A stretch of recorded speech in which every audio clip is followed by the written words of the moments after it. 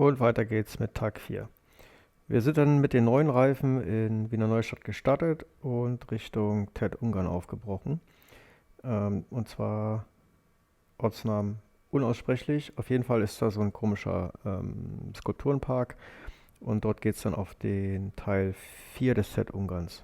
Der Grenzübertritt nach Ungarn, relativ unspektakulär. Rechts ein kleiner Baucontainer. Davor sitzt ein österreichischer Wehrpflichtiger auf einem ollen Holzstuhl und macht Doomscrolling in, keine Ahnung, TikTok, Insta, was auch immer, guckt kurz hoch, guckt wieder weg und schon ist man in Ungarn. Da geht auch der eiserne Vorhangwanderweg lang. Ein paar Touristen gab es noch und wir haben die Gelegenheit genutzt und noch ein paar Fotos gemacht. Dabei ist mir auch sofort das erste Missgeschick passiert. Ich habe die Maschine so ungünstig geparkt, dass ich zum Wiederaufsteigen quasi mich nach rechts lehnen musste, um den Seitenständer einzuklappen. Leider war rechts, da wo mein Fuß hin wollte, ein Loch und so bin ich auch direkt umgefallen und habe mir den rechten Spiegel abgebrochen. Direkt am ersten Tag. Witzigerweise sind das so einklappbare Spiegel. Fun Fact, ich habe die auf der ganzen Tour vielleicht 3 oder 4 Mal eingeklappt, weil ich die eigentlich immer gebraucht habe, um zu gucken, wie meine Leute hinter mir so unterwegs sind. Naja, wie auch immer, erster Tag, erster Umfaller, erster Schaden. Nach ein paar weiteren Kilometern Feldwegen haben wir dann eine kurze Pause gemacht und Sven hat sich sein erstes Ribbon verdient in den Farben der ungarischen Fahne und dann nachträglich natürlich noch die für Österreich und Deutschland und Frankreich, weil er da auch schon überall unterwegs war. Ziemlich bald kam die erste Wasserdurchfahrt, die etwas tiefer ausfiel, als wir dachten, da es in Ungarn anscheinend ziemlich viel geregnet hatte, bevor wir da waren. Motorräder? Wo sind die Fahrer? Oh mein Gott. Haha. Ich wollte nur sagen, das ist hier die aktuelle Wassertiefe. Deshalb haben wir die Motorräder auch geschoben und nicht gefahren. Ja. Kein Witz. Abartig. Irgendeiner hat gesagt, hier kann man durchfahren, wenn ich den erwische. Unglaublich. Das Schild ist normalerweise 2,50 Meter hoch. Guckt euch, was da rausguckt. Hammer. Aber wir haben es überlebt bis jetzt. Und weiter geht's. Da war die Laune erstaunlich gut. Sollte sich relativ schnell ändern, nachdem wir das lustige kleine Video gemacht haben und ich versuchte, mein Motorrad anzuschmeißen. Hat nicht funktioniert. Aber der Reihe nach. Ich habe erstmal geschaut, wie tief das Wasser ist. Habe festgestellt, dass es ein ziemlich schlammiger Untergrund war, aber darunter war halt Beton. Der war eigentlich ganz griffig. Leider war das Wasser fast hüfthoch, sodass wir uns entschlossen haben, die Maschinen durchzuschieben und nicht durchzufahren und dazu natürlich auch erstmal die Klamotten ausgezogen haben, schlicht und ergreifend, weil wir keinen Bock hatten, dass wir schon mal direkt bis zum Bauchnabel alles nass haben. Ich hatte ja die Wassertiefe ermittelt mit dem Stock und wir haben dann festgestellt, als wir das Ding neben die Motorräder gestellt haben, dass bei mir der Lufteinlass noch so ungefähr eine Handbreit über dem Wasser gewesen wäre. Auspuff sowieso. Und bei der KTM war es ganz knapp, dass der Lufteinlass über der Wasserlinie war. Der Auspuff war natürlich schon unter Wasser. So haben wir uns entschlossen, dass wir meine Maschine auf jeden Fall erstmal so durchschieben und dann bei der KTM den Motor anmachen, dass der Auspuff nicht vollläuft, aber halt dann so langsam und vorsichtig durchschieben, dass halt kein Wasser in den Lufteinlass reinkommt. Und naja, halt direkt den Daumen auf dem Ausschalter gehabt und dann halt ganz vorsichtig durch. Und hat eigentlich auch soweit funktioniert. Die KTM hat kein Wasser in den Auspuff bekommen. Beide Motorräder sind, was den Lufteinlass angeht, auch trocken durchgekommen.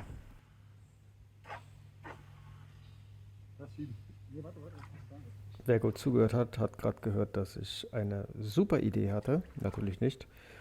Dadurch, dass es ziemlich schlammig war auf diesem Beton und man halt so vom Laufen öfter mal weggerutscht ist, dachte ich mir, ja, komm, machst den Motor an, Gang rein und dann fahren wir die Kiste langsam raus und brauchen die nur noch quasi stabilisieren. Ist nicht angesprungen und wie sich herausstellen sollte, war das auch keine wirklich echt gute Idee.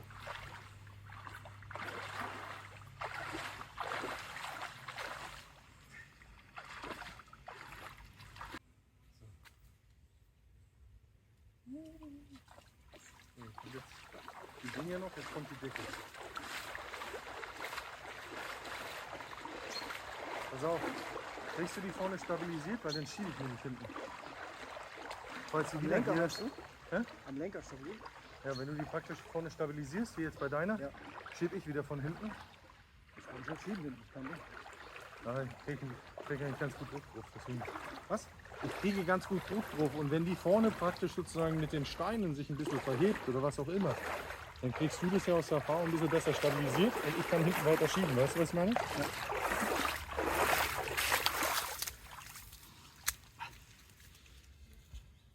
Aber wollen wir die vorher erstmal anmachen?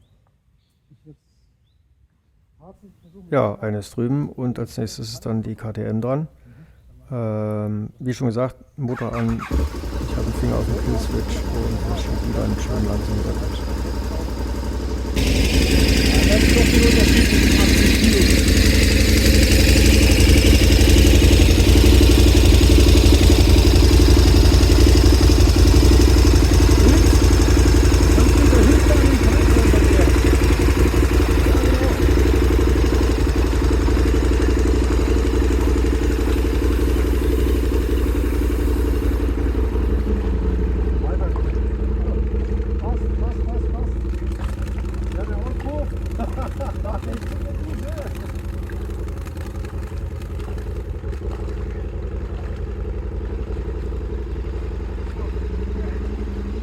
KTM an, langsam reingeschoben, drüben dann im ersten Gang langsam wieder rausgefahren.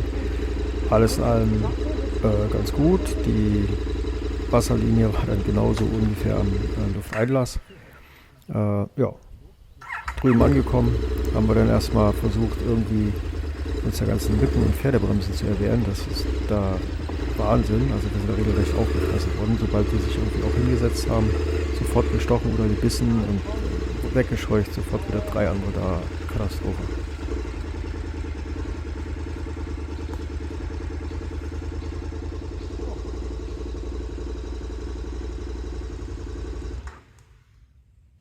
Also nochmal kurz zurück ins Wasser, abgekühlt, Mücken und Bremsen verscheucht und dann nahm das Drama seinen Lauf. Ja, nachdem wir dann uns wieder angezogen hatten, haben wir versucht, die Maschine zu starten, also meine speziell. Und die ist nicht angesprungen. Der Anlasser, man hat gehört, dass er ausrückt, aber das war es auch. Der hat den Zylinder nicht gedreht bekommen, beziehungsweise den Kolben. Gar nichts. Dann sind wir 12 Mal um die Maschine gelaufen und geguckt, ob irgendeine Steckverbindung ab ist und so weiter und so fort. Am Ende habe ich dann von der rechten Seite gesehen, dass ich die Zündkerze sehen konnte, also oben das Keramikteil, den Isolator. Was normalerweise überhaupt nicht möglich ist, weil da ein Kerzenstecker draufsteckt. In dem Kerzenstecker ist auch gleichzeitig bei der Maschine die Zündspule drin.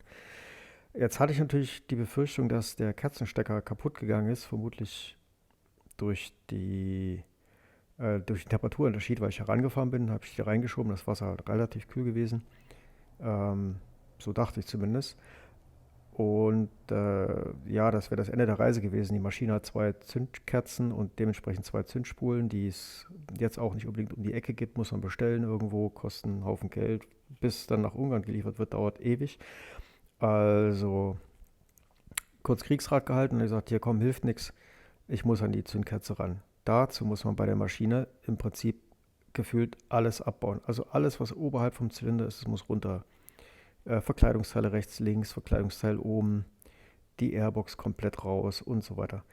Dann habe ich den Zündkerzenstecker gesehen und der ist nicht kaputt gewesen, also die Spule mit dem Stecker, sondern nach oben quasi wie abgezogen. Warum auch immer, keine Ahnung. Draufgesteckt, zusammengebaut, versucht anzumachen, ging trotzdem nicht. Dann haben wir kurz gedacht, das ist vielleicht die Batterie, dass sie leer ist, dass sie irgendwie einen kurzen bekommen hat, was eigentlich auch überhaupt keinen Sinn macht, weil die auch nicht nass geworden ist und nichts. Und haben dann die Batterie der KTM dran gemacht, der hat auch nicht funktioniert. Dann haben wir die KTM-Batterie wieder zurückgebaut, dabei haben wir eine Mutter verloren und mussten die ersten 2 Kabelbinder einsetzen. Und dann haben wir meine Maschine abgeschleppt. Also KTM vorne, ich hinten. Und die KTM hat der Sven gefahren, der vorher noch nie ein Motorrad abgeschleppt hat. Ich habe hinten drauf gesessen, der auch noch nie auf dem Motorrad abgeschleppt wurde.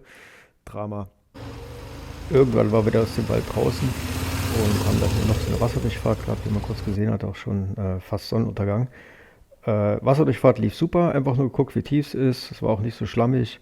Ein bisschen Steine lagen auf dem Grund, aber alles schick. Einfach durchgefahren, fertig. Ja, und dann haben wir uns unser Abendessen redlich verdient, noch ein Bier getrunken und das war's dann für den Tag.